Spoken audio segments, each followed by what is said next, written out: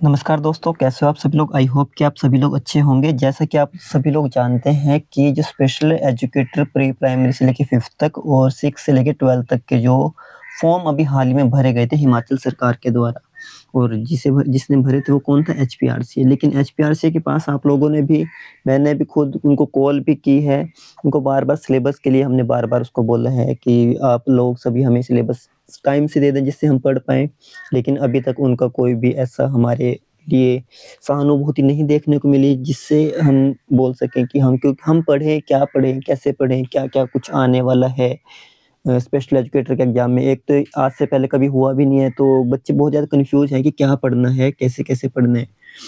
तो देखो एचपीआरसी तो पता नहीं कब तक अपना सिलेबस जारी करेगा, लेकिन तब तक हम अपनी तैयारी को तो नहीं छोड़ सकते। इसलिए मैं आपके लिए एक थोड़ा सिलेबस लेके आए हैं, एक रफली सिलेबस है। लेकिन मेरा मानना है कि लगभग क्या है 90% जो सिलेबस है यही रहने वाला है, जो कि हमारे पास स्पेशल एजुकेटर में आएगा। तो और मैं थोड़ा आपको बताऊँगा भी इसको कैसे पढ़ना है।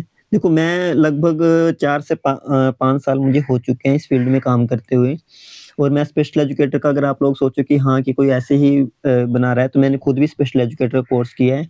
तो मुझे पता है कि जो एचपीआरसीए का जो पैटर्न हाल ही में जो चला है, कैसा पैटर्न चला है, उसी के बेस पे मैंने सिलेबस बनाया है और मुझे लगता है कि मेरे वाला सिलेबस ही लगभग कॉपी करके वो बाद में डालने वाले हैं।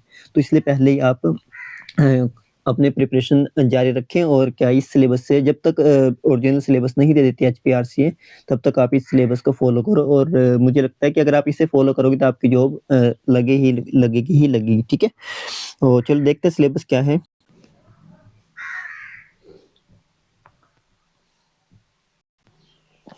जैसे कि आप सभी लोगों को पता है कि जो सिलेबस में हमारे पास के 85 जो क्वेश्चन हमारे पास कौन से रहने वाले हैं, 85 क्वेश्चन हमारे पास जो सिलेबस के रहने वाले हैं हमारे और जो 35 क्वेश्चन है वो क्या current affair, GK, HP GK ये सब रहने वाला है। इसमें और क्या आ सकता है हमारा रीजनिंग आ सकती है, ये सब कुछ रहने वाला है, हिंदी, इंग्लिश सारा कुछ इसमें आ जाएगा 35 क्वेश्चन में और 85 हमारे सिलेबस से रिलेटेड रहने वाले हैं।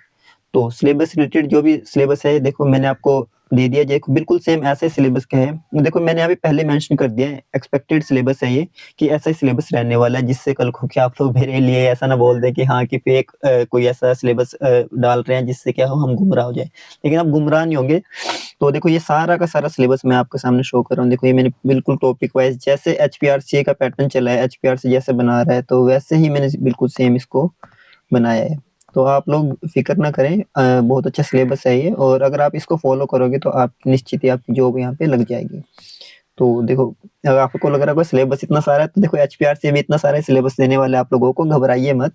तो और लास्ट में मैंने 35 मार्क्स में आपको बताया भी है कि जीके आएगी, एचपी आएगी, करंट अफेयर आएगा, एवरीडे साइंस आएगी, लॉजिकल रीजनिंग आएगी, एसएसटी आएगी, इंग्लिश, हिंदी ये सब कुछ रहने वाला है।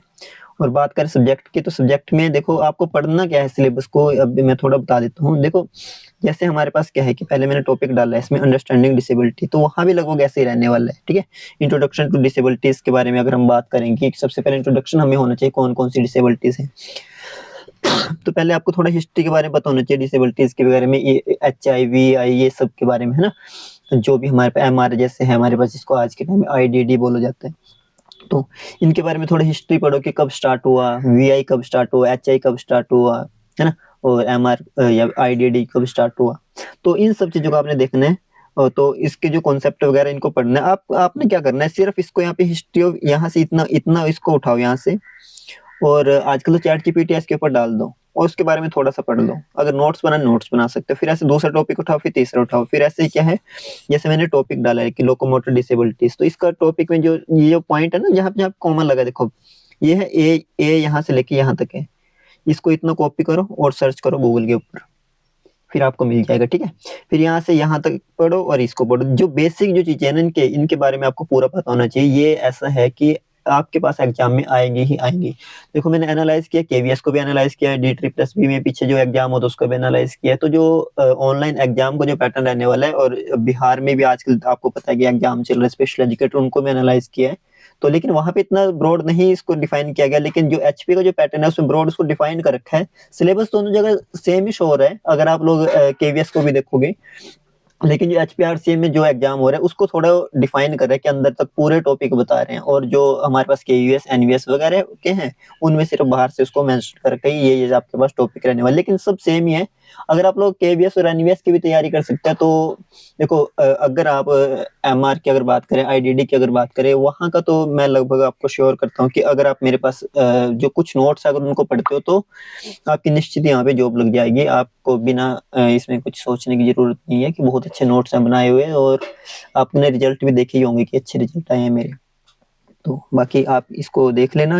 अगर आपको ये सिलेबस चाहिए, ये सिलेबस देखो ड्रीम नौकरी अध्ययन मेरा एक चैनल भी है, आप व्हाट्सएप पे सर्च कर सकते हो, ठीक है, ड्रीम नौकरी अध्ययन के नाम से। तो इसको व्हाट्सएप पे आप सर्च कर सकते हो और चैनल के रूप में, या फिर कुछ मुझे मैसेज कर सकते हो इस नंबर के ऊपर 9736362010।